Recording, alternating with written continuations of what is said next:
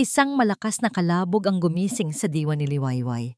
Kasabay ng matalim na kulog, ang luma nilang maleta ay bumagsak sa maputik na lupa sa labas ng mansyon. Bumukas ito at isinuka ang iilang damit nila ng mga anak. Mga damit na ngayon ay unti-unti nang binabasa ng walang tigil na ulan.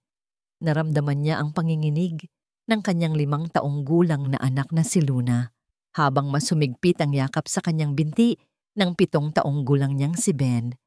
Ang init ng kanilang mga katawan, ang tanging bumabangga sa nanunuot na lamig ng gabi.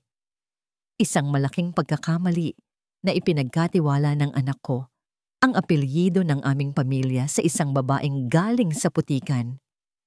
Ang boses ni Doña Imelda, ang kanyang biyenan, ay mas malamig pa kaysa sa buhos ng ulan. Nakatayo ito sa ilalim ng maliwanag na ilaw ng portiko. Nakapameywang, ang muka ay lukot sa galit at pandidiri. Wala kang utang na loob. Pinalamon ka namin. Binihisan. Pinatira sa palasyong ito. At ano ang isinukli mo? Isang kahihiyan. Sigaw nito. Hindi makasagot si Liwayway. Ang bawat salita ay parang bubog na tumutusok sa kanyang pagkatao. Nais niyang sumigaw, magpaliwanag, ngunit alam niyang walang saysay. Sa mundo ni Doña Imelda, ang hatol ay naibigay na. Parang awanan niyo na po. Pakiusap niya, ang boses ay nanginginig at halos hindi marinig dahil sa lakas ng hangin. Ang mga bata po, saan kami pupunta? Ngumisi lang ang matanda. Isang ngangising puno ng tagumpay. Hindi ko problema yan. Mula sa sandaling ito, hindi na kayo Villarasa.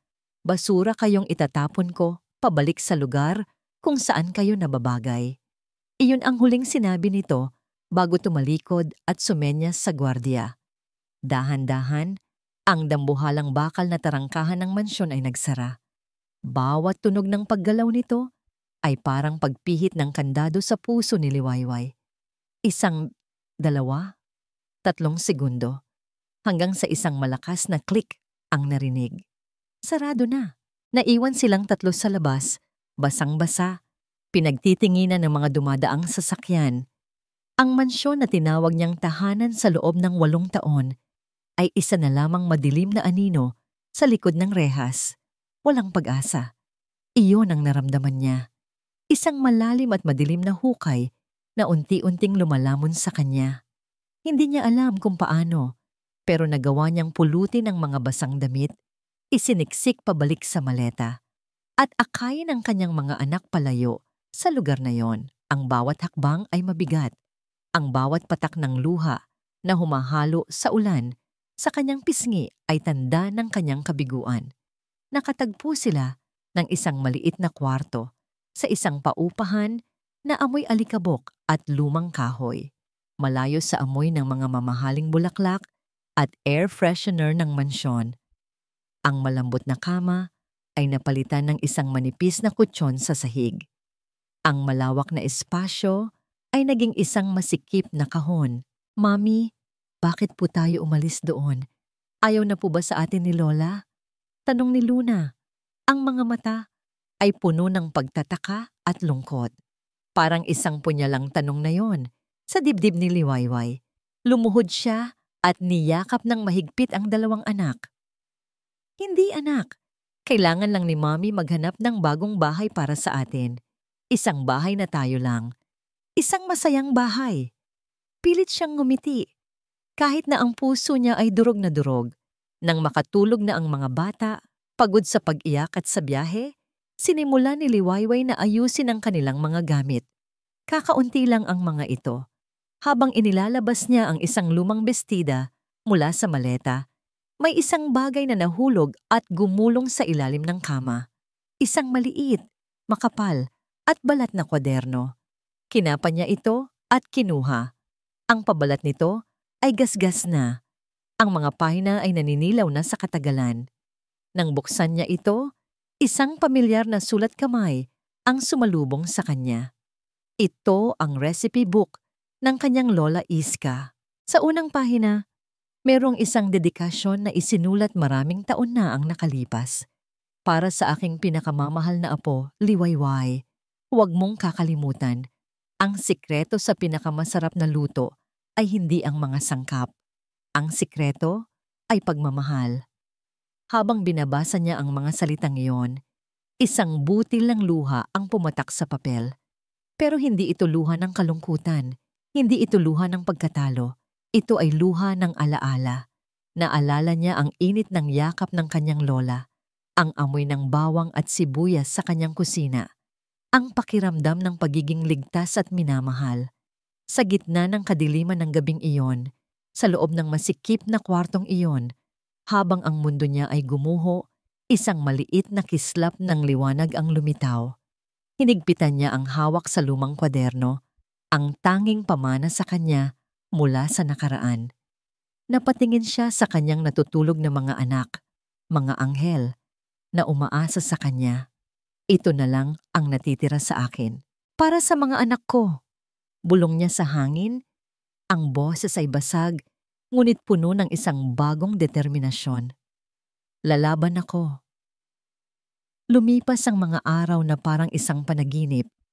Ang maliit na ipon ni Liwayway na inilaan sana niya para sa Pasko ng mga bata ay naging puhunan niya sa isang pangarap na hindi niya akalaing bubuuin niya. Sa isang maliit na espasyo sa gilid ng isang mataong kalye, sa tulong ng isang matandang karpintero na naawa sa kanyang kwento, isang munting kubo ang itinayo. Gawa ito sa mga retasong kahoy at yerong pinagtagpi-tagpi. Ngunit para kay Liwayway, ito ay isang palasyo. Siya mismo ang nagpinta nito ng kulay dilaw, kasing liwanag ng sikat ng araw. Tinawag niya itong Sinagtala Kusina. Isang pangalan na nagpapaalala sa kanya na kahit sa pinakamadilim na gabi, laging merong sinag at tala na magbibigay ng pag-asa. Mami, ang ganda! Tuwang-tuwang sabi ni Ben habang sinusubukang tumulong sa pagpupunas ng mesang kawayan. Si Luna naman ay abala sa pagdikit ng mga drawing niyang bituin sa pader. Isang ngiti ang sumilay sa mga labi ni Liwayway habang pinapanood ang mga anak. Pagod siya. Ang kanyang mga kamay ay may kalyo at mga gasgas. Ngunit sa kauna-unahang pagkakataon, sa loob ng maraming taon, naramdaman niya ang isang kakaibang saya. Isang sayang siya mismo ang lumikha. Sa unang araw ng pagbubukas, halos hindi siya makahinga sa kaba. Iisang putahe lang ang kanyang panlaban, ang adobong manok sa gata ng kanyang lola Iska. Ilang sandali pa, ang samyo ng ginigisang bawang, sibuyas at luya na sinundan ng halimuyak ng gata na humahalo sa asim ng suka at alat ng toyo ay nagsimulang kumalat sa hangin. Ang amoy na iyon, ang amoy ng kanyang kabataan, ang amoy ng pagmamahal ng kanyang lola ay naging kanyang imbitasyon. Ang mga unang customer ay mga construction worker mula sa ginagawang gusali sa malapit. Nag-aalinlangan pa sila noong una, ngunit nang matikman nila ang malambot na manok at ang malapot, nanunuot sa sarap na sarsa, ang kanilang mga muka ay biglang nagliwanag. Aba, iba to ate. Ngayon lang ako nakatikim ng ganitong adobo, sabi ng isa. Pamatay ang sarsa. Penge pa ng kanin. Dagdag ng isa pa. Unti-unti, dumami ang mga tao. Mga empleyado tuwing tanghalian, mga estudyante sa hapon, mga pamilyang naghahanap ng murang hapunan. Ang maliit na Sinagtala Kusina ay naging usap-usapan. Ngunit hindi lahat ay natutuwa para sa kanya. Aba, Liwayway, mukhang nakaahon ka na sa kangkungan, sabi isang hapon ni Aling Marites, ang kanyang kapitbahay na mahilig makialam. Tiningnan nito ang munti niyang karinderya mula ulo hanggang paa na may halong pangmamaliit. Pero tandaan mo, kahit anong gawin mo, galing ka pa rin sa wala. Isang pagkakamali lang, balik ka ulit doon. Naramdaman ni Liwayway ang kirot sa mga salita nito, ngunit imbes na magpaapekto, ngumiti lang siya. Isang matamis at tahimik na ngiti. Natutunan na niyang hindi lahat ng laban ay kailangang patulan. Isang hapon, Habang abala siya sa paghahain, isang itim at makintab na kotse ang huminto sa tapat ng kanyang pwesto. Napatingin ang lahat. Ang sasakyan ay mukhang mas mahal pa kaysa sa buong paupahan kung saan siya nakatira. Bumukas ang pinto at bumaba ang isang babae. Nakasuot ito ng isang mamahaling itim na business suit. Ang buhok nito ay nakapusod ng perpekto. Kahit nakasuot ito ng malaking sunglasses, ramdam ni Liwayway ang aura nitong puno ng kapangyarihan at awtoridad. Para itong isang general na handang pumasok sa isang giyera. Dire-diretsyong lumapit ang babae sa counter. Hindi ito tumingin sa paligid. Ang atensyon nito ay nakatuon lamang sa kanya. "1 order of your adobo. To go," sabi ng babae. Ang boses nito ay kalmado ngunit may bigat. Nagmamadaling inihanda ni Liwayway ang order habang isinasalin niya ang mainit na adobo sa lalagyan. Naramdaman niya ang titig ng babae sa bawat galaw niya. Para siyang isang specimen na sinusuri sa ilalim ng mikroskopyo. Inabot niya ang supot. "Here you go, ma'am. That would be 75 pesos. Hindi kinuha ng babae ang supot. Sa halip, tinanggal nito ang kanyang salamin. Bumungad kay Liwayway ang isang pares ng matang matatalim, matatalino, at hindi mo mabasa kung ano ang inisip. "I'll eat here," sabi nito, at umupo sa nag-iisang bakanting mesa na para bang pag-aari nito ang lugar. Napatanga si Liwayway. Inihatid niya ang order sa mesa ng babae, kasama ang isang platong kanin. Tahimik na pinanood ni Liwayway, kasama ang ilan pang mga customer. Ang babae. Dahan-dahan itong kinuha ang tinidor, tinusok ang isang piraso ng manok at isinubo. Hindi nagbago ang ekspresyon ng mukha nito. Ngumuya ito ng dahan-dahan na para bang sinusuri ang bawat hibla ng karne, ang bawat patak ng sarsa. Pagkatapos ng isang subo, ibinaba nito ang tinidor. Katahimikan. Bumilis ang tibok ng puso ni Liwayway. Hindi kaya. Hindi nito nagustuhan. Ang babae ay hindi nagsalita. Tumingin lang ito sa kanya. Isang mahaba at matalim na titig na tumagos hanggang sa kanyang kaluluwa. Ang mga mata nito ay nagtatanong, nagsusuri. Sa wakas, pagkatapos ng tila isang kawalang hanggan, nagsalita ito. Ang boses ay malamig at walang emosyon. Sino ang nagturo sa iyo ng recipe na to? May isang lasa ang bawat alaala. Para kay Nara Delgado, ang lasa ng kanyang pagkabata ay ang matamis na latik at malagkit na biko na niluluto ng kanyang lola sa kanilang lumang kusina sa probinsya. Iyon ang mga panahong simple ang lahat, bago pa man naging numero at porsyento ang tingin niya sa mundo. At sa isang subo ng adobong ito, sa isang marusing na karinderya, sa gilid ng maingay na kalsada, bumalik ang lahat ng iyon. Hindi lang ito balanse ng alat at asim. Mayroon itong kaluluwa. Mayroon itong kwento. Ito ang nawawalang sangkap sa lahat ng produktong sinusubukan niyang buuin sa sterile at walang buhay na test kitchen ng kanyang kumpanya. Ito na yon. Sino ang nagturo sa iyo ng recipe na to? Ang tanong ay lumabas sa bibig ni Nara na mas malamig kaysa sa kanyang intensyon. Nakita niya ang bahagyang pagkabigla sa mga mata ng babae.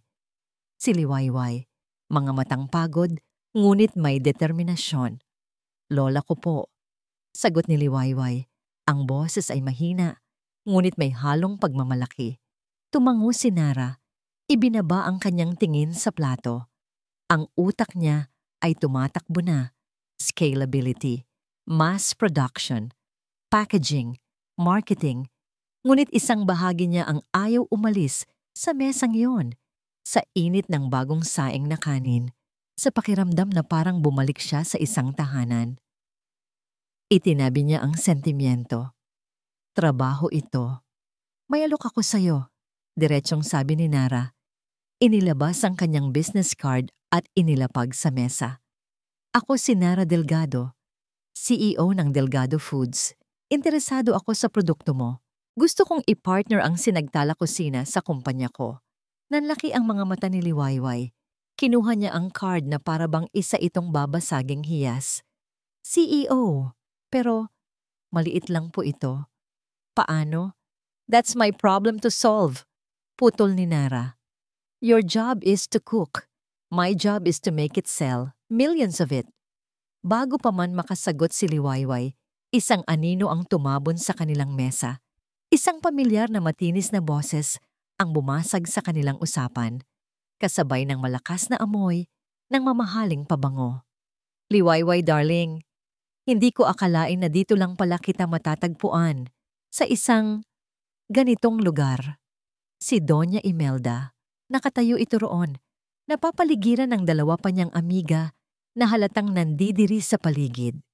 Ang nangiti ni Doña Imelda ay kasing tamis ng lason. Tiningnan niya si Liwayway mula ulo hanggang paa at pagkatapos ay ang platong kinakainan ni Nara. Oh, may customer ka pa pala. Magkano ba ang isang order dito? 20 pesos? 50? Tumawa ito at ang kanyang mga kaibigan. Ito na ba ang pinagmamalaki mong bagong buhay? Ang pagpapakain sa mga kung sino-sino? Hindi ka na nahiya sa pangalan ng pamilyang minsan mong dinala? Ang bawat salita ay isang patalim na ibinabato hindi lang kay Liwayway, kundi sa lahat ng kumakain doon. Natahimik ang buong karinderya. Ang kaninang masayang kwentuhan ay napalitan ng nakakabinging hiya. Nakayukulang si Liwayway, nanginginig ang kanyang mga kamay. Akala ni Nara ay iiyak ito, ngunit unti-unti itinaas ni Liwayway ang kanyang ulo. Walang luha sa kanyang mga mata. Tanging isang mahinahon ngunit hindi matitinag na apoy. Mas marangal po ang amoy ng pawis ko mula sa maghapong pagtatrabaho, sabi ni Liwayway. Ang boses ay sapat lang na marinig ng kanilang mesa kaysa sa amoy ng pera ninyo, Donya, na ginagamit niyo para mang-apak ng kapwa. Parang isang bombang sumabog ang katahimikan. Namula ang mukha ni Doña Imelda. Ang pekeng ng ngiti ay naglaho, napalitan ng purong galit. Walang modo, nanggagalaiting sabi nito. Manang-mana ka sa pamilya mong galing sa putikan. Hinila na siya ng kanyang mga kaibigan, nahihiya sa eksena. Halika na, Imelda. Let's go. We're losing our appetite. Habang paalis, kitang-kita ni Nara ang ginawa ni Doña Imelda. Kinuha nito ang cellphone at kahit pabulong, malinaw sa isip ni Nara ang galit sa bawat salita. Gawin mo ang sinabi ko. Sirain mo ang muntin niyang paraiso. Nawala na ang sasakyan, ngunit naiwan ang lason sa hangin. Naramdaman ni Nara ang galit na hindi niya naramdaman sa loob ng matagal na panahon. Hindi ito galit ng isang negosyante. Ito ay galit ng isang taong nakakita ng kawalang katarungan. Muli niyang tiningnan si Liwayway na tahimik na nagliligpit ng mga plato, pilit nang ngumingiti sa ibang customer na tila humihingi ng paumanhin. Sa sandaling iyon, nakita ni Nara ang sarili niya sa babae. Ang sarili niya noong nagsisimula pa lang siya, noong nilalabanan niya ang mga taong nagsasabing hindi niya kaya. Tumayo si Nara at lumapit muli kay Liwayway. Ang alok ko, sabi niya, mas may diin at personal na ngayon. Hindi na lang yon tungkol sa pagbebenta ng adobo mo. Tumingin siya sa mga mata ni Liwayway at sa unang pagkakataon, hinayaan niyang makita ng iba ang determinasyon sa likod ng kanyang pagiging CEO. Ito ay tungkol sa pagpapatunay na mali sila. Hawak ni Liwayway ang business card ni Nara Delgado na para bang isa itong pasaporte patungo sa ibang mundo. Ang makapal at mamahaling papel, ang simpleng pagkakatatak ng pangalanan at titulo, ay sumisigaw ng kapangyarihan at mundong hindi niya kailanman inakalang magiging bahagi niya. Tumingin siya sa paligid ng kanyang munting kusina. Ang init mula sa kalan, ang halimuyak ng gata, ang mga drawing ng kanyang mga anak sa pader. Ito ang kanyang mundo. Ligtas, pamilyar, ngunit malit. Pagkatapos ay naalala niya ang nanlilisik na mga mata ni Doña Imelda. Naalala niya ang banta sa hangin. Alam niyang hindi siya titigilan nito. Ang laban na ito ay hindi matatapos sa pagtitinda lang ng adobo. sa gilid ng kalsada. Kinabukasan, nanginginig ang mga tuhod, tinawagan niya ang numero sa card. Isang linggo ang lumipas at natagpuan ni Liwayway ang sarili na nakatayo sa lobby ng Delgado Foods Tower. Ang gusali ay isang dambuhala ng salamin at bakal na tila umabot hanggang sa mga ulap. Sa loob, ang malamig na hangin ng aircon, ang makintab na sahig, at ang tahimik na tunog ng mga keyboard ay bumalot sa kanya. Amoy kape at tagumpay. Pakiramdam niya ay isa siyang basahan sa gitna ng mga mamahaling damit. "Miss Liwayway, this way please. Ma'am Nara is waiting for you," sabi ng isang babaeng nakauniporme. Ang opisina ni Nara ay nasa pinakatuktok. Mula sa bintanang salamin, tanawang buong syudad. Malinis ang kanyang mesa, may isang laptop lang, isang telepono, at isang maliit na litrato na nakatalikod. "Umupo ka," sabi ni Nara, hindi man lang inaalis ang tingin sa mga papel na binabasa. Umupo si Liwayway sa malambot na silya sa harap ng mesa. Pakiramdam niya ay lulunukin siya nito anumang oras. "I've had my team run the numbers. Your recipe has a soul, Liwayway, and soul sells." Simula ni Nara. Sa wakas ay nag-angat ng tingin. "We will start with branding, then marketing, and work on the logistics for mass distribution." Branding, marketing, logistics. Mga salitang narinig lang niya sa TV. "Pasensya na po, ma'am," nahihiyang sabi ni Liwayway. "Ang alam ko lang po ay magluto. Hindi po ako nakatapos ng kolehiyo." Tinitigan siya ni Nara. "Hindi ko kailangan ng diploma mo. Ang kailangan ko ay ang sikreto ng lola mo. Now let's talk about the contract." Sa mga sumunod na araw, naging mabilis ang lahat. Pumirma si Liwayway ng mga dokumento na ipinaliwanag sa kanya ng mga abogado ni Nara. Ngunit habang nagsisimula siyang mangarap, ang kaaway naman ay nagsimula ng kumilos. Isang hapon, habang nagtitinda, isang tapat na customer ang lumapit sa kanya. May pag-aalala sa muka. "Liwayway, nakita mo na ba to?" tanong nito. Ipinapakita ang screen ng cellphone. Isang post sa Facebook mula sa isang babaeng nagngangalang Marites Gonzaga. May litrato ng plato ng adobo at sa gilid nito, isang patay na ipis. Ang caption, "Warning! Huwag kumain sa sinagtala kusina. Napakadumi. Halos maisubo ko itong ipis. Ipapasara ko ito." Ang post ay may libo-libong shares na. Ang comment section ay puno ng pandidiri at galit. "Kadiri! Dapat imbestigahan ng City Health yan. Kawawa naman ang mga bata na kumakain dyan." Nanlamig ang buong katawan ni Liwayway. Binitawan niya ang sandok. Nanginginig ang kanyang mga kamay. Hindi totoo yan. Malinis ako magluto. Alam niyo yan." Ngunit huli na ang lahat. Ang mga taong dumadaan ay tumitingin sa kanyang tindahan na may pandidiri. Ang iilang customer na kumakain ay nagmamadaling umalis. Tumakbo siya sa isang sulok at tinawagan si Nara, humahagulgol. "Ma'am Nara, sinisira na nila ako. Wala na. Tapos na ang lahat." "Calm down, Liwayway," sagot ni Nara sa kabilang linya. Ang boses ay kalmado na parang yelo. "Crying won't solve this. Where are you?" "I'm sending a car." Pagdating ni Liwayway sa opisina ni Nara, nagpupulong na ito kasama ang isang grupo ng mga taong mukhang seryoso. Ito ang kanyang PR at legal team. "The post originated from a dummy account.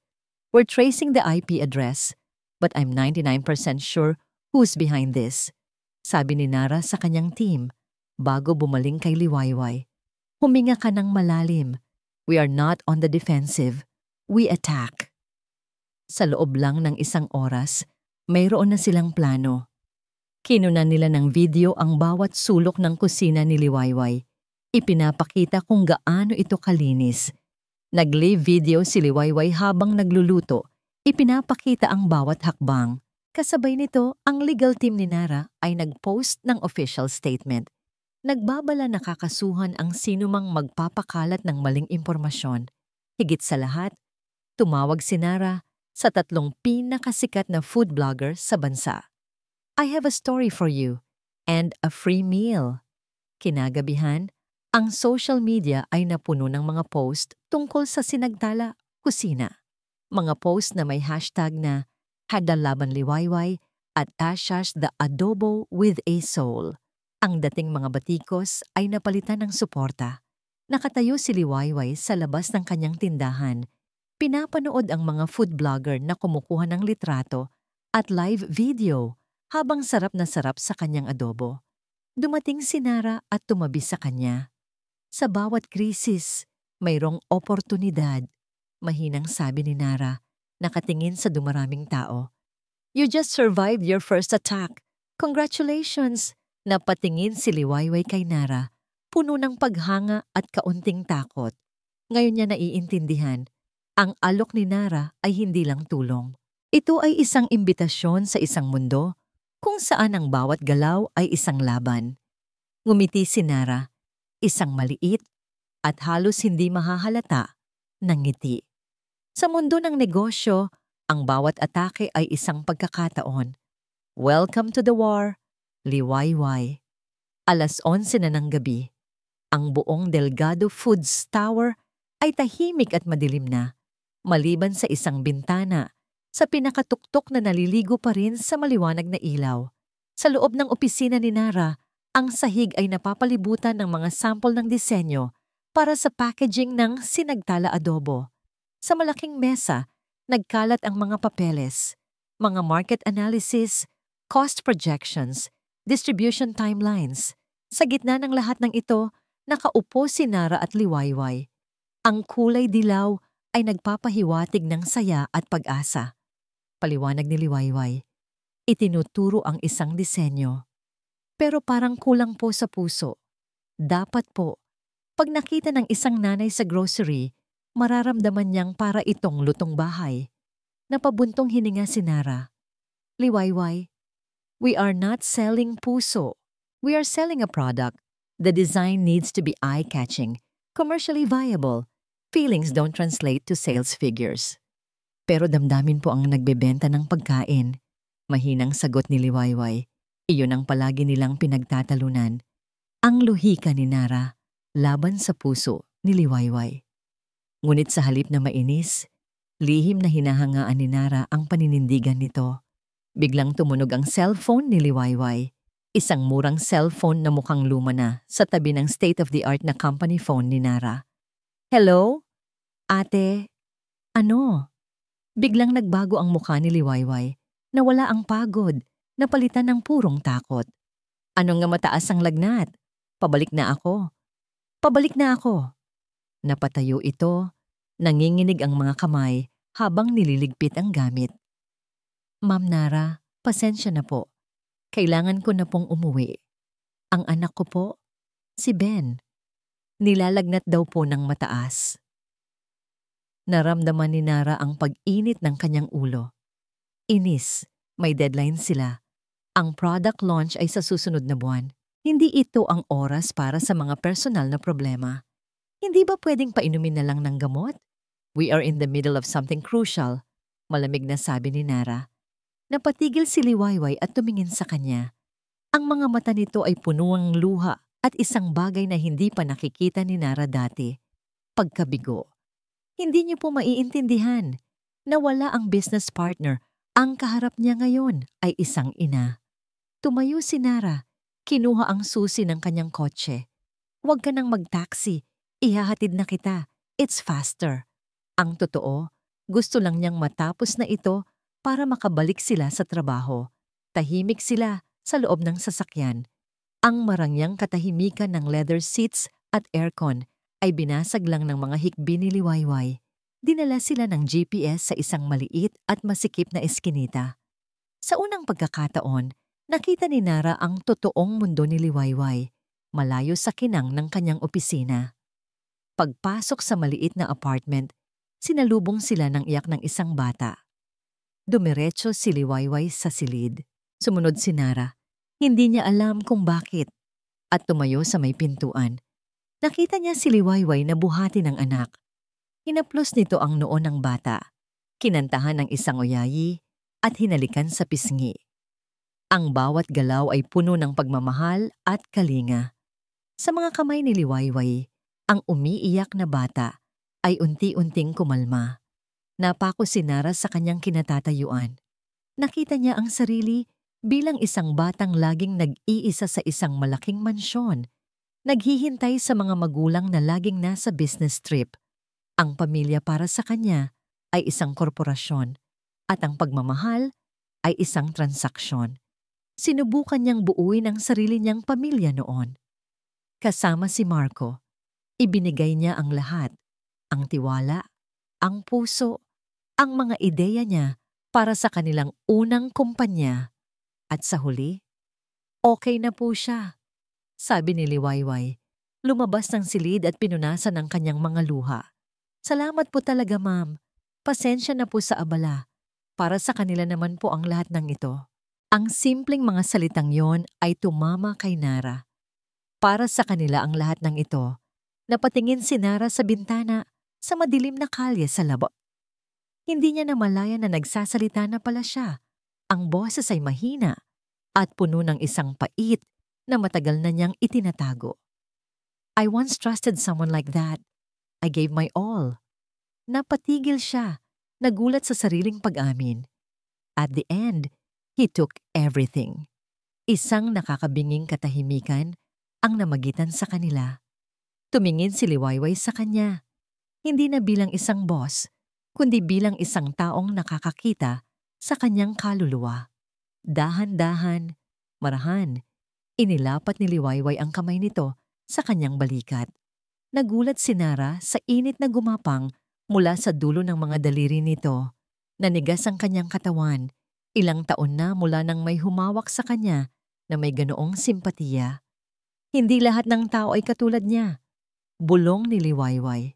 At sa gabing iyon, sa loob ng maliit na apartment na amoy gamot at pag-ibig ng isang ina, naramdaman ni Nara ang unang pagbitak sa pader na matagal na niyang itinayo sa paligid ng kanyang puso. Lumipas ang isang linggo. Ang ideya tungkol sa packaging ay nanatiling blanko. Walang disenyong bumabagay sa panlasa ni Nara at sa puso ni Liwayway. Kailangan kong maramdaman ang kwento sa likod nito, sabi ni Nara isang hapon, sa gitna ng isa na namang pagpupulong. Liwayway, dalhin mo bukas ang lahat ng gamit ng lola mo na may kinalaman sa recipe, mga lumang sandok, mga lumang litrato, kahit ano. Kaya kinabukasan, sa halip na sa opisina, si Nara ang pumunta sa apartment ni Liwayway. Naramdaman ni Liwayway ang kakaibang kaba habang pinapatuloy niya si Nara sa kanyang maliit na sala. Ito ang unang pagkakataon na pumasok si Nara sa kanyang bahay, hindi dahil sa isang emergency, kundi bilang isang bisita. Nagtimpla siya ng kape habang ang mga anak niyang sina Ben at Luna ay tahimik na naglalaro sa isang sulok, namamangha sa kanilang importanteng bisita. Para kay Nara, ang apartment ay isang organisadong kaguluhan. May mga laruan sa sahig, mga damit na nakasampay, at amoy ng bagong lutong pandesal. May buhay dito. Mas may buhay kaysa sa malawak at tahimik niyang penthouse unit na puro kulay puti at abo. Inilatag ni Liwayway ang isang maliit na baul na gawa sa kahoy sa kanilang lamesita. Ito po ang naiwan ni Lola Iska sa akin. Nasa ibabaw ng lahat ang lumang recipe book. Muli, binuklat nila ito habang si Liwayway ay abala sa pagkwento tungkol sa mga paboritong putahe ng kanyang lola. Ang mga mata ni Nara, na sanay sa paghahanap ng mga detalye, ay napako sa isang bagay na palaging hindi napapansin ni Liwayway. Sa huling pahina ng recipe para sa adobong manok sa gata, sa pinakailalim na sulok, mayroong isang maliit na drawing. Kupas na ito at halos hindi na makita. Isa itong bulaklak ng sampagita at sa loob ng bulaklak, mayroong dalawang letrang magkadikit, L at I. Ano ito? Tanong ni Nara, itinuturo ang drawing. Nagkibit balikat si Liwayway. Hindi ko po alam. Nariyan na po yan mula pa noon. Hinawakan ni Nara ang pahina. Bigla siyang nanlamig. May isang kwentong biglang bumalik sa kanyang alaala. Isang kwentong paboritong ulit-ulitin ng kanyang Lola Lourdes o Lola Luring noong bata pa siya. Ang lola ko, simula ni Nara, ang boses ay tila nanggagaling sa malayo. Mayroon siyang matalik na kaibigan noong dalaga pa sila. Isang probinsyana na kasing galing niyang magluto. Ang pangalan niya ay Iskandala. Iska ang tawag sa kanya. Napatingin si Liwayway kay Nara. Ang kanyang puso ay nagsimulang tumibok ng mas mabilis. May pangarap sila. Patuloy ni Nara. Ang mga mata ay nakatitig sa drawing. Ang magtayo ng isang maliit na restaurant na maghahain ng mga lutong bahay. Gagawa daw sila ng isang sikretong recipe na sila lang ang nakakaalam at ang magiging simbolo nila ay isang sampagwita na may mga letra ng kanilang pangalan, L para sa Lourdes at I para sa Iska. Hindi makapagsalita si Liwayway. Pakiramdam niya ay huminto ang pag-ikot ng mundo. Pero sumiklab ang giyera. Malungkot na sabi ni Nara. Nagkahiwalay sila. Ang pamilya ng lola ko ay lumipat sa Maynila. Hindi na niya muling nakita si Iska. Palagi niyang sinasabi sa akin na ang pinakamalaki niyang panghihinayang ay ang hindi natupad nilang pangako. Nanginginig ang mga kamay ni Liwayway habang binubuklat niya ang recipe book. Sa pagitan ng 2 pahina, mayroong isang lumang litrato na nakatago na halos nakalimutan na niya. Inilabas niya ito. Isang litratong sepia-toned. 2 dalaga, nakasuot ng bestida, magkaakbay at tumatawa ng buong puso. Ang isa ay kamukhang-kamukha ng kanyang lola Iska noong kabataan nito. Ang isa naman, Diyos ko, bulong ni Nara. Dali-dali niyang kinuha ang kanyang pitaka.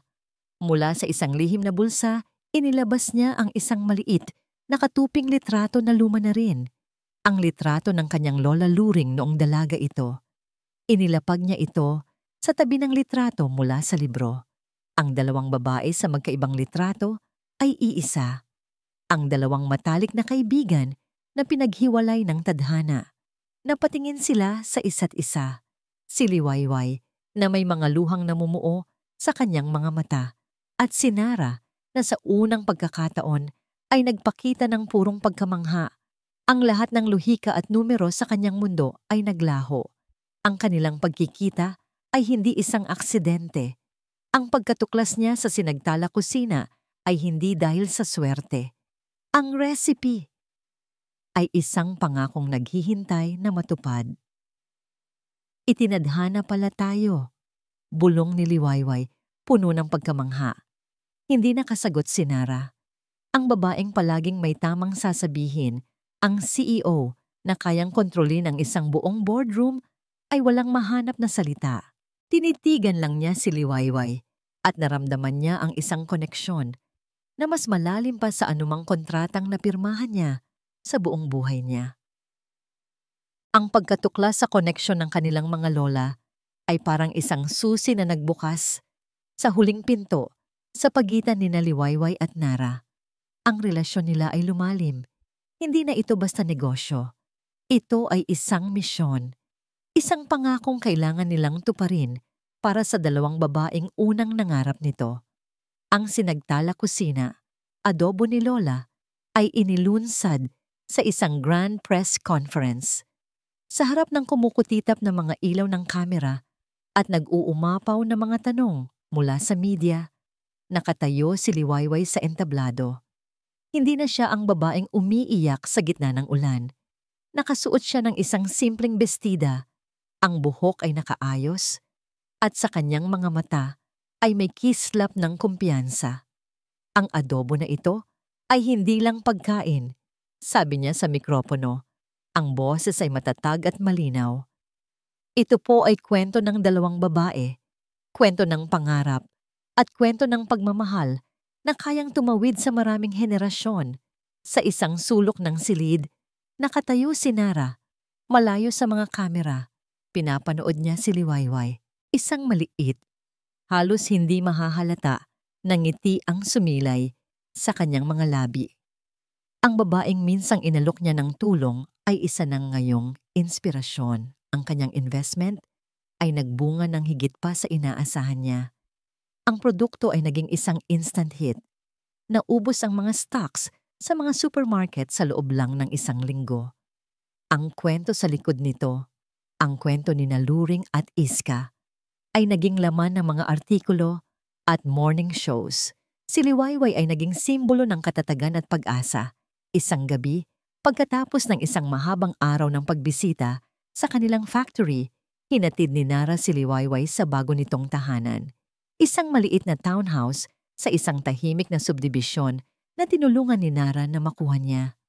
"Salamat ulit sa paghatid, Nara," sabi ni Liwayway habang kinakalas ang kanyang seatbelt. "Wait," pigil ni Nara. May kinuha ito mula sa kanyang bag, isang maliit at eleganteng kahon. "This is for you." Binuksan ito ni Liwayway. Sa loob, isang susi. Isang simpleng susi na nakatali sa isang leather keychain. "Hindi ko po maintindihan," naguguluhang sabi ni Liwayway. "That's the original key to this house," paliwanag ni Nara. Hindi tumitingin ng direkta kay Liwayway. "The bank owns it for now, but I want you to have that. Consider it an investment in our future." Naramdaman ni Liwayway ang init sa kanyang dibdib. Hindi ito tungkol sa bahay. Ito ay tungkol sa salitang our. Ang ating kinabukasan. Samantala, sa isang malawak at malamig na mansyon sa kabilang bahagi ng syudad, ang tagumpay ni Liwayway ay parang lason na kumakalat sa ugat ni Doña Imelda. Pinapanood niya sa isang malaking flat-screen TV ang interview ni Liwayway. Ang bawat ngiti ni Liwayway, ang bawat papuri mula sa host, ay parang isang insulto sa kanya. Ang babaeng itinapon niya sa putikan ay namumulaklak ngayon sa isang hardin na hindi kanya. Sa sobrang galit, ibinato niya ang hawak na kopita sa pader. Nabura ang ngiti ni Liwayway sa TV screen nang tumama dito ang basag na kristal. Hindi maaari. Sigaw niya sa kawalan. Hindi siya pwedeng maging masaya. Hindi siya pwedeng manalo. Kinuha niya ang kanyang telepono at tinawagan ang kanyang abogado. Ang boses niya ay malamig at puno ng kamandag. "Gusto kong bawiin ang mga apo ko," sabi niya. "Find a way. Anumang paraan.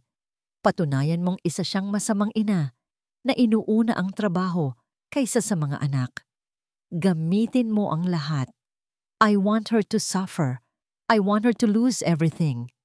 Makalipas ang ilang araw, sa bago nilang tahanan, ang mundo ni Liwayway ay perpekto.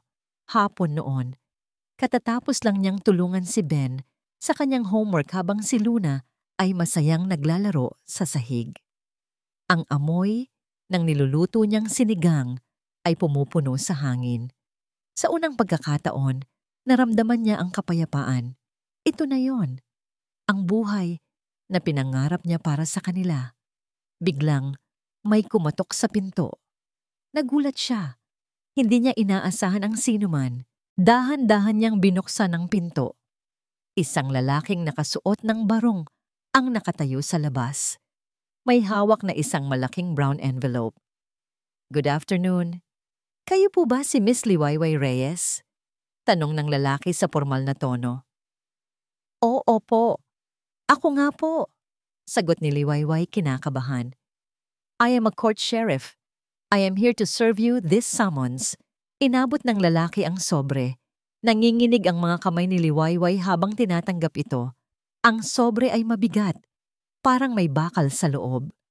Isinara niya ang pinto, sumandal dito, at dahan-dahang pinunit ang sobre. Sa loob, isang makapal na bunton ng mga papeles. Ang mga mata niya ay mabilis na tumakbo sa mga salitang nakaprint sa itim na tinta.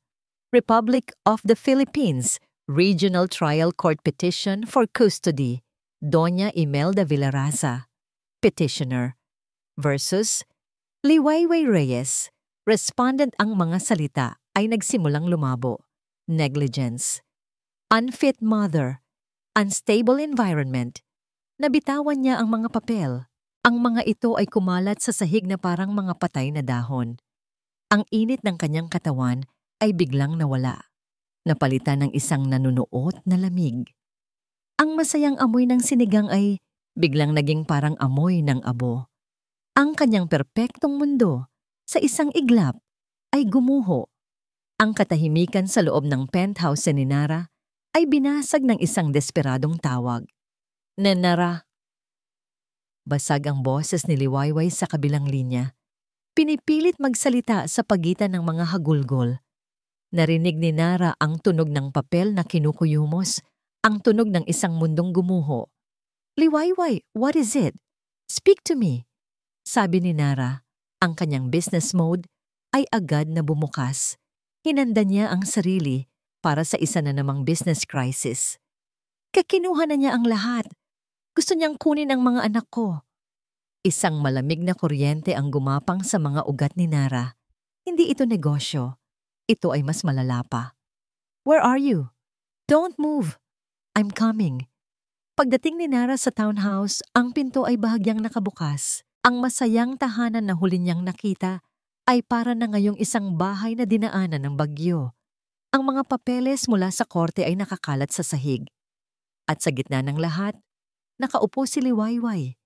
Yakap-yakap ang kanyang mga tuhod. Namumugto ang kanyang mga mata, ngunit wala nang luhang lumalabas. Walang buhay ang kanyang tingin. Dahan-dahang lumuhod si Nara. Sa harap niya, pinulot niya ang isang papel. Exhibit A. Mga litrato ni Liwayway na kuha sa labas ng Delgado Foods Tower, hating gabi. Caption. Inuuna ang trabaho at paglalandi. Iniiwan ang mga anak na may sakit. Exhibit B. Kopya ng mga bank statement. Ipinapakita ang perang ipinahiram ni Nara kay Liwayway. Caption. Walang kakayahang pinansyal, umaasa lamang sa limos ng iba. At ang pinakamasakit sa lahat. Exhibit C. Isang litratong kuha mula sa malayo sa gabi. Si Nara, bumababa sa kanyang kotse sa tapat ng bahay ni Liwayway, pagod ngunit nakangiti. Caption.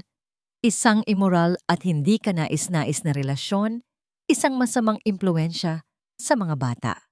Ang bawat salita ay isang lason. Ang bawat litrato ay isang patalim.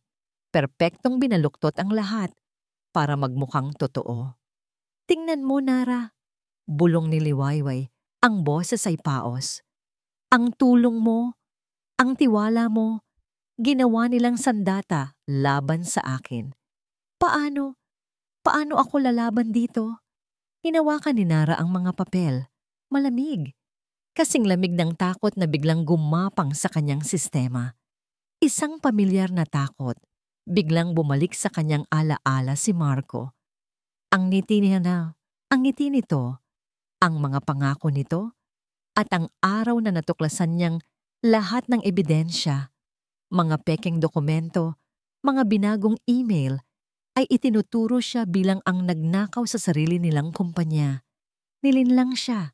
Ginamit ang kanyang tiwala laban sa kanya. Tingnan mo nang mabuti, Nara. Isang demonyo ang bumulong sa kanyang isip. Hindi ba't pamilyar ang lahat? Tiningnan niya si Liwayway. Ang babaeng umiiyak. Ang babaeng mukhang walang kalaban-laban. Ngunit ang lason ng nakaraan ay nagsimula nang kumalat sa kanyang isip. Ang pagdududa, ang sugat na hindi pa kailanman naghilom, ay muling kumirot. Liwayway. Simula niya, ang boses ay nag-aalinlangan. At doon, sa isang sandali ng kahinaan, sa isang sandali ng takot na maulit ang nakaraan, binitawan niya ang mga salitang sisirain ng lahat. Mayroon bang katotohanan sa mga ito, Liwayway? Kahit kaunti? Napatigil sa pag-iyak si Liwayway. Dahan-dahan niyang itinaas. Ang kanyang ulo, ang mga mata, ay puno ng hindi makapaniwalang sakit. Ang tanong ni Nara ay hindi lang isang tanong. Isa itong hatol, isang punyal na mas masakit pa kaysa sa lahat ng akusasyon ni Doña Imelda. Ang kislap sa mga mata ni Liwayway ay namatay. Pati ba ikaw? Ang dalawang salitang yon ay tumama kay Nara na parang isang malakas na sampal. Doon niya napagtanto ang kanyang pagkakamali. Pero huli na, tumayo si Liwayway, ang katawan ay nanginginig hindi na sa takot, kundi sa galit at pagkabigo. "Umalis ka na," sabi niya. Ang boses ay walang emosyon. "Umalis ka na. Mag-isa lang ako dito. Noon pa man, mag-isa lang ako." Itinuro niya ang pinto. Labas? Walang nagawa si Nara kundi ang tumayo at maglakad palabas. Nang marinig niya ang pagsara ng pinto sa kanyang likuran, ang tunog na yon ay parang pagguho ng tulay na nag-uugnay sa kanilang dalawa. Nakatayo siya sa labas, sa ilalim ng liwanag ng buwan. Ang babaeng mahal niya ay nasa loob, durog ang puso, at siya ang may kasalanan. Ang yelo sa kanyang mga ugat ay hindi na dahil sa takot. Ito ay dahil sa pagsisisi. Pagsisisi na mabilis naging galit. Isang malamig at kinalkulang galit. Kinuha niya ang kanyang cellphone. Hindi na nanginginig ang kanyang mga kamay. Ang mga ito ay matatag na. Idinial niya ang isang numero mula sa kanyang memorya. "Hello, it's me," sabi niya sa taong sumagot. "I have a job for you, an urgent one." Napatingin siya sa nakasarang pinto. Hanapin mo ang lahat ng baho ni Imelda Villarasa. Walang ititira. Lahat. Ang gabing iyon ang pinakamahaba sa buhay ni Liwayway. Nakatulala lang siya sa dilim, habang ang kanyang mga anak ay mahimbing na natutulog sa kabilang kwarto. Walang kamalay-malay sa bagyong sumisira sa mundo ng kanilang ina. Bawat anino sa dingding ay parang multo ni Doña Imelda. Bawat ugong ng hangin sa labas ay parang bulong ng mga akusasyon. At sa gitna ng lahat, ang pinakamasakit ay ang alaala ng pagdududa sa mga mata ni Nara. "Pati ba ikaw?" Umiyak siya. Umiyak siya hanggang sa wala ng luhang lumabas. Umiyak siya hanggang sa ang sakit ay naging manhid. At sa kaibuturan ng pagkabigo, isang bagay ang nagbago. Ang takot na matagal na niyang kinikimkim, ang takot na nagpaparalisa sa kanya, ay unti-unting nag-init, nagbaga, at naging isang purong, nag-aalab na galit. Galit hindi lang kay Doña Imelda, kundi galit sa sarili niya. Galit dahil hinayaan niyang tapak-tapakan siya ng paulit-ulit. Galit dahil hinayaan niyang ang tingin ng ibang tao ang magdikta sa kanyang halaga. Nang sumikat ang araw, ibang Liwayway ang bumangon. Naligo siya, nagbihis. Tumingin siya sa salamin. Ang nakita niya ay hindi na ang babaeng api-apihan. Ang mga mata niya ay may mugto pa, ngunit sa likod nito, mayroong isang bagong apoy. Isang apoy na hindi pa niya nakikita dati. Ang apoy ng isang inang poprotektahan ang kanyang mga anak. Kahit anong mangyari, hindi na siya iiyak. Lalaban siya. Pagkatapos niyang ihatid ang mga bata sa eskwela, hindi siya pumunta sa sinagtala kusina. Hindi rin siya tumawag sa kanyang abogado. Isang tao lang ang kailangan niyang kausapin. Dumiretso siya sa Delgado Foods Tower. Hindi na siya nag-atubili sa lobby. Naglakad siya na parabang pag-aari niya ang lugar. Ang mga empleyadong nakakakita sa kanya ay nagtataka sa bago niyang aura. Pumasok siya sa opisina ni Nara nang hindi kumakatok. Naabutan niya si Nara na nakatayo malapit sa bintana. Nakatalikod, hawak ang isang tasa ng kape. Halatang hindi rin ito nakatulog. Nang lumingon ito at nakita siya, baka sa mukha nito ang gulat at pagsisisi. "Liwayway, I'm so sorry. I was wrong." Itinaas ni Liwayway ang kanyang kamay. Pinipigilan ang anumang sasabihin pa ni Nara. "Hindi ako naparito para sa sorry mo," sabi ni Liwayway. Ang boses ay kalmado, ngunit may bigat na parang bato. "Naparito ako para sabihin sa'yo kung ano ang mangyayari." Naglakad siya palapit sa mesa ni Nara. Hindi inaalintana ang pag-igting ng hangin sa pagitan nila. "Tatapusin ko ang sinimulan ni Doña Imelda, pero sa paraang ako ang mananalo." Tumingin siya nang diretso sa mga mata ni Nara. "Lalaban ako at kailangan kita." Nakita ni Nara ang pagbabago. Ang Liwayway sa harap niya ngayon ay hindi na ang babaeng humihingi ng tulong. Ito ay isang reyna na nagbibigay ng utos. "Pero kailangan kita." Patuloy ni Liwayway, hindi bilang tagapagligtas. Ayoko nang maging taong kailangang iligtas. Kailangan kita bilang kasangga. Iyon na. Ang mga salitang nagpabago sa lahat. Hindi na ito relasyon ng isang CEO at ng isang maliit na negosyante. Ito ay isang alyansa ng dalawang taong pantay. Isang matagal na katahimikan ang namayani. Pinag-aralan ni Nara ang mukha ni Liwayway, ang tapang, ang determinasyon. Ito ang babaeng una niyang nakita sa karinderya, ang babaeng buong tapang na hinarap, si Doña Imelda. Ito ang babaeng minahal niya. Tumango si Nara, isang dahan-dahan ngunit tiyak na pagtango. Okay, kasangga. Good, sabi ni Liwayway. Kung ganoon, ito ang plano.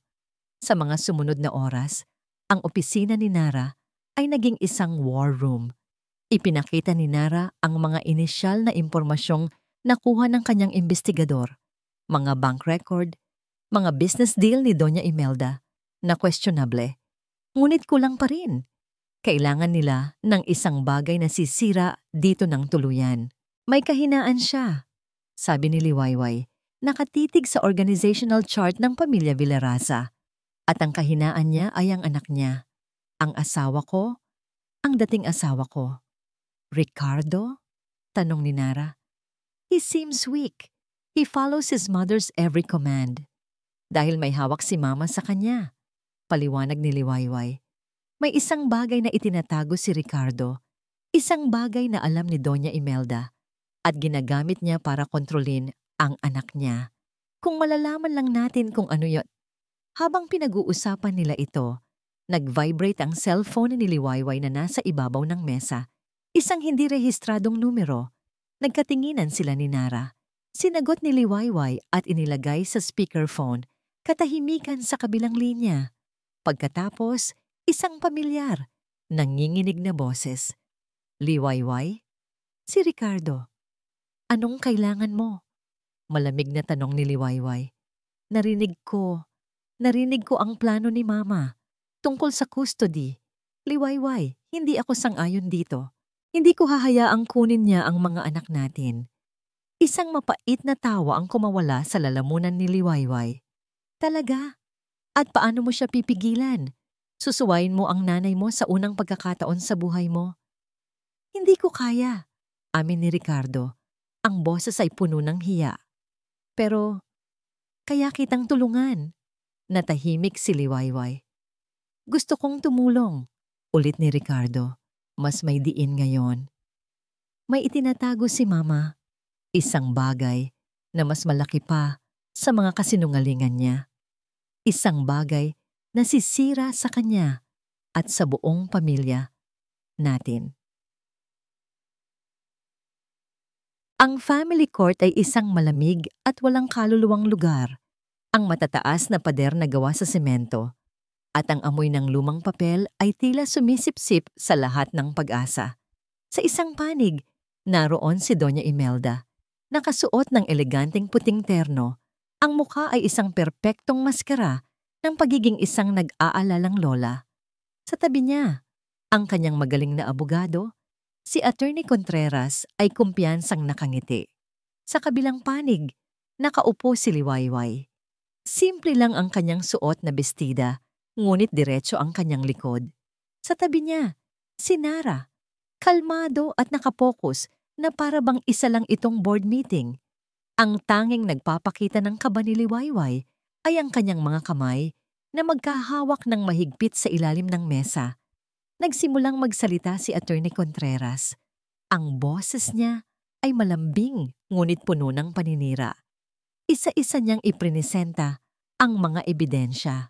Ang mga litrato ni Liwayway na umuuwi ng gabi, ang mga financial record, ang litrato ni Nara.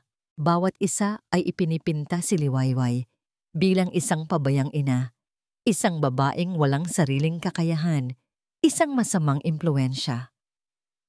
Your Honor, sabi ni Attorney Contreras sa kanyang pagtatapos, ang aming kliyente, si Doña Imelda, ay walang ibang hangad kundi ang kapakanan ng kanyang mga apo.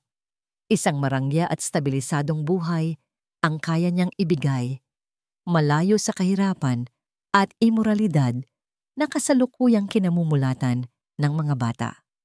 Hindi kumibo si Liwayway. Hinayaan niyang dumaloy ang lahat ng kasinungalingan. Naramdaman niya ang titig ng mga tao sa courtroom, ang mga bulungan, ang paghuhusga. Ngunit sa tuwing mararamdaman niyang bibigay na siya, mararamdaman niya ang marahang pagpisil ni Nara sa kanyang kamay sa ilalim ng mesa. Isang paalala. Hindi ka nag-iisa. Nang tawagin na siya para magsalita, tumayo si Liwayway. Lahat ay inaasahan siyang iiyak, magmamakaawa. Ngunit hindi. Naglakad siya papunta sa gitna, tumingin ng diretso sa hukom. Your Honor, hindi po ako perpektong ina. Dahil walang perpektong ina. Nagsimula siyang magkwento, hindi bilang isang akusado, kundi bilang isang ina. Ikinuwento niya ang gabi ng pagpapalayas sa kanila, ang takot sa mga mata ng kanyang mga anak, ang pagtatayo niya sa sinagtala kusina mula sa wala. Lahat po ng litratong yan nakuha sa gabi. Sabi niya, ang boses ay nagsimulang manginig sa emosyon. Iyan po ang patunay ng pagmamahal ko. Iyan po ang mga gabing sinakripisyo ko para lang makapaghain ng pagkain sa mesa para sa mga anak ko kinaumagahan. Hindi po yan kapabayaan. Pagsisikap po ang tawag dyan. Pagkatapos, bumaling siya sa panig ni Doña Imelda. At ang perang tinatawag nilang limos ay hindi po limos. Partnership po iyon. Tiwalang ibinigay sa akin dahil sa aking talento. Isang bagay na hindi kayang bilhin ng pera ni Doña Imelda. Dito na pumasok ang abogado ni Liwayway sa hudyat ni Nara. Your Honor, we would like to present evidence that this is not about the children's welfare, but a malicious attempt to harass my client. Sabi ng abogado, isa-isang iprinesenta ang ebidensya ni Nara. Ang testimonya ng investigador na nagpatunay na ang Facebook post tungkol sa ipis ay gawa-gawa lamang, na trace sa isang computer sa loob mismo ng mansyon ng mga Bilerasa. Ang mga record ng tawag ni Doña Imelda sa City Hall, sinusubukang ipasara ang sinagtala kusina gamit ang mga pekeng reklamo. Nagsimulang mag-iba ang ihip ng hangin sa courtroom. Ang kumpiyansa sa mukha ni Doña Imelda ay unti-unting napalitan ng pagkataranta. At para sa huling pasabog, muling tumayo si Liwayway. This time, hindi na siya sa hukom nakatingin. Nakatingin siya ng diretso kay Doña Imelda.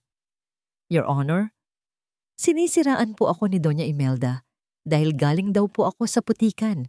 Sabi ni Liwayway, ang boses ay matatag. Pero ang totoo po, meron kaming isang bagay na pareho. Pareho po kaming nagsimula sa wala. Nagulat si Doña Imelda. Objection, Your Honor. This is irrelevant. Sigaw ng abogado nito. Let her speak, sabi ng hukom na ngayon ay matamang nakikinig. Ang buong pangalan niya ay Imelda Cruz. Ipinanganak sa isang maliit na baryo sa Samar. Nagtrabaho bilang isang labandera sa pamilya ng yumao niyang asawa. Dire-diretsong sabi ni Liwayway. Walang masama doon. Ang masama ay ang itago ito at gamitin ang apelyidong nakuha niya para mang-api ng mga taong katulad ng dati niyang sarili.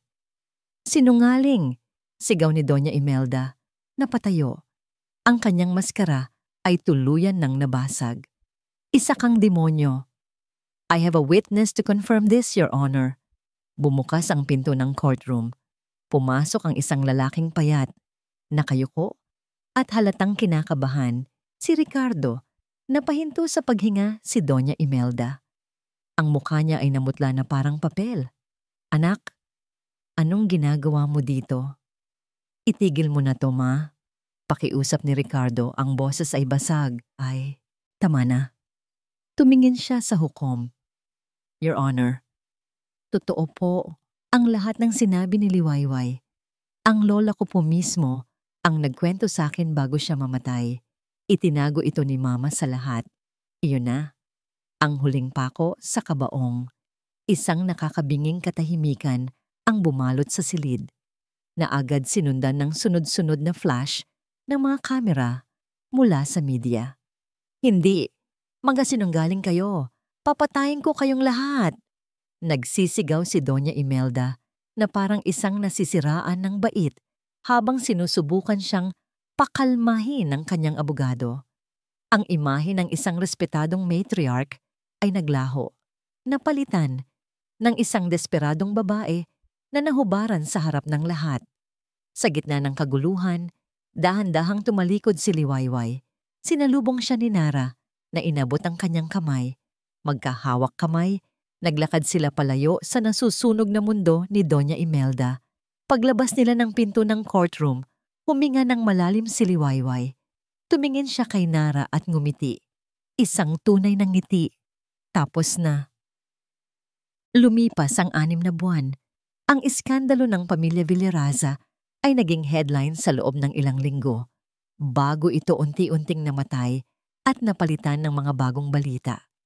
Ang imperyo ni Doña Imelda na itinayo sa pundasyon ng mga kasinungalingan ay gumuho. Ang mga high society friends niya ay lumayo. Ang negosyo ng pamilya ay bumagsak. Si Doña Imelda ay namuhay na parang isang ermitanyo sa loob ng kanyang mansyon, isang reynang walang kaharian. Sa kabilang banda, ang pangalan ni Liwayway ay lalong umangat. Ang Sinagtala Kusina ay hindi na lang basta isang produkto. Ito ay naging isang brand na sumisimbolo sa katatagan. Nagbukas sila ng mga physical store, naglunsad ng iba pang mga recipe ng kanyang lola, at nagtayo ng isang foundation para tulungan ang mga single mother na gustong magsimula ng sarili nilang maliliit na negosyo. Isang gabi, ang ballroom ng isang magarang hotel ay puno ng mga pinakamalalaking pangalan sa mundo ng negosyo. Ito ang taunang Women in Business Awards Night. At ang parangal para sa Female Entrepreneur of the Year ay iginagawad kay Miss Liwayway Reyes ng Sinagtala Foods. Nagpalakpakan ng lahat. Nanginginig pa rin ng bahagya, ngunit puno na ng kumpiyansa, umakyat si Liwayway sa entablado. Hawak ang mabigat na tropeyo, humarap siya sa mga tao. Maraming salamat po. Simula niya, ang kanyang ngiti ay abot hanggang sa kanyang mga mata. Noong una po, ang tanging pangarap ko lang ay ang makapagluto para sa aking mga anak. Hindi ko po inakalang ang isang simpleng recipe ng adobo ay magdadala sa akin dito. Tumingin siya sa isang partikular na mesa sa harap. Nagpapasalamat po ako sa aking Lola Iska na nagpamana sa akin ng kanyang pagmamahal sa pagluluto. Sa aking mga anak na siyang aking inspirasyon at lakas. At huminto siya sandali at ang kanyang tingin ay buong pagmamahal na dumapo kay Nara na nakaupo sa mesa. Ang mga mata ay nagniningning sa paghanga. At sa isang tao na hindi lang nakakita ng potensyal sa aking adobo, kundi nakakita rin ng potensyal sa akin, sa aking kasangga, salamat. Pagkatapos ng awards night, sa halip na umuwi sa kanilang mga sariling bahay, sa isang lugar lang sila dumiretso. Sa maliit na townhouse ni Liwayway, pumasok sila sa loob, pagod ngunit masaya. Hinubad ni Nara ang kanyang mamahaling sapatos at si Liwayway naman ang kanyang bestida at nagpalit sila pareho ng mga simpleng pambahay na damit. Sa sala, si Ricardo ay nagbabasa ng libro para kina Ben at Luna. Nagkatinginan sila ni Liwayway. Walang salitang namutawi. Tanging isang tango ng pag-unawa at respeto. Pagkatapos ng korte, humingi siya ng tawad at ngayon ay nagsisikap na maging isang tunay na ama sa mga bata, kahit hindi na sila magkasama ni Liwayway. Okay kids, it's time for bed, sabi ni Ricardo. Hinalikan niya ang mga anak at nagpaalam na. Nang sila na lang ang natira, ang katahimikan ay napuno ng isang komportableng pakiramdam. Ang tropeyo ay nakapatong sa lamesita, ngunit ang atensyon nila ay nasa ibang bagay. Nagugutom ako, sabi ni Nara. Ngumiti si Liwayway. Ako rin. Pumunta sila sa kusina. Ang kusinang yon, ang puso ng kanyang tahanan, ang lugar kung saan nagsimula ang lahat. Binuksan ni Liwayway ang refe. Inilabas ni Nara ang mga kaserola. Walang utusan, walang amo. Tanging 2 taong nagkakaintindihan sa bawat galaw. habang nagluluto sila, hindi ng adobo, kundi ng simpleng sinangag at itlog. Ang kanilang mga balikat ay nagkakabanggaan, ang kanilang mga kamay ay nagkakasalubong. Sabi ko sa'yo, bulong ni Nara, habang nakatayo sa likod ni Liwayway na naghahalo ng kanin, I will make you a household name. Huminto sa paghahalo si Liwayway. Sumandal siya kay Nara, ipinatong ang kanyang ulo sa balikat nito, at nilanghap ang pamilyar na amoy ng kanyang pabango na ngayon ay may halong amoy na ng bawang. Ngumiti siya. You did more than that. Humarap siya kay Nara. Ang kanilang mga mukha ay ilang pulgada na lang ang pagitan. You made us a home. At sa ilalim ng maliwanag na ilaw ng kanilang maliit na kusina, sa gitna ng samyo ng simpleng hapunan, ang pangako ng dalawang lola na pinaghiwalay ng panahon ay sa wakas ay natupad.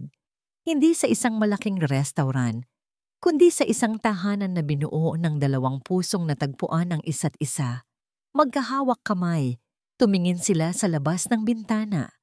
Ang mga bituin sa madilim na langit ay nagniningning, parang mga sinag ng tala. Ang kanilang sinagtala. At sa harap nila, isang maliwanag na kinabukasan ang naghihintay.